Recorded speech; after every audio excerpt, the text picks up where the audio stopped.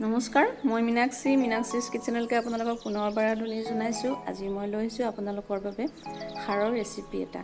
ইয়াৰ বাবে মই ফুলকবিৰ ঠাৰি মিহি মিহিকৈ কাটি আধা ঘণ্টা আগতে নিমখ পানীত তিয়াই থৈছোঁ। লগতে বন্ধাকবিৰ পাতো কাটি পেলাই তিয়াই থৈছিলোঁ। লগতে ভোল অলপ লৈছোঁ, মাছৰ মূৰ লৈছোঁ আৰু কলা খাৰ।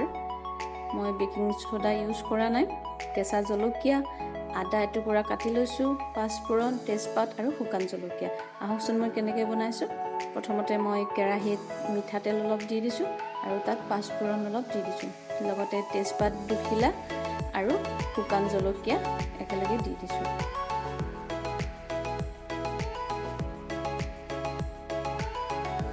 এতিয়া মই কাটি লোৱা আদাখিনি তেলতে দি দিছোঁ। বেলেগ একো মই ব্যৱহাৰ কৰা নাই, একেবাৰে সাধাৰণভাৱে বনাইছোঁ।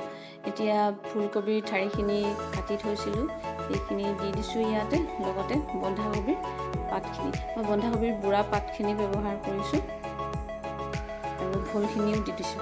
ফুলখিনি দিছোঁ কিয়, যাতে অকণমান থুপথুপীয়া হয় আৰু ভোলৰ পৰা খুব ধুনীয়াকৈ এটা গোন্ধ আহে। এই গোন্ধটোৰ বাবে দি দিছোঁ। অকণমান নিমখ দি দিছোঁ আৰু কলা খাৰ অলপ দি দিছোঁ। মই খাৰ প্ৰথমতে অলপ দি চাইছোঁ আৰু দৰকাৰ হ'লে আৰু অকণমান দিম, কাৰণ খাৰৰ পৰিমাণটো আপোনালোকে নিজে গম পাব। কাৰণ খাৰবিলাকৰ কিছুমানৰ কাঢ়া থাকে, কিছুমান কম কাঢ়া থাকে। এতিয়া মই মাছৰ মূৰখিনি দি দিছোঁ, দি ঢাকনি লগাই 5 পৰা 7 মিনিট থৈ দিলোঁ। এতিয়া কিছু সিজি আহিছে। এতিয়া মাছৰ মূৰখিনি আৰু কবিৰ পাত ধুনীয়াকৈ থেকেচি দিছোঁ।